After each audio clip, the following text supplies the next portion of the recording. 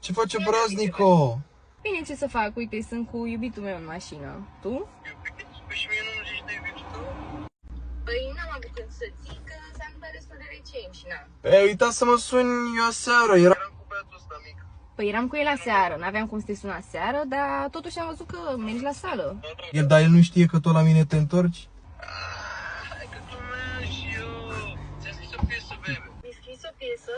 I found the love for me. Ce bine Ce cânti, drăguț. ce bine cânti.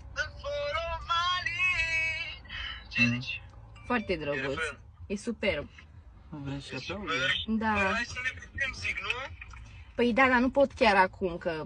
Na, sunt cu el. Păi la ce are? Ies eu, ies el, stăm amândoi cu tine, suntem prieteni, ne împrietenim. Hai că v-am găsit, ce faceți, mă? Salut! Tu ești om?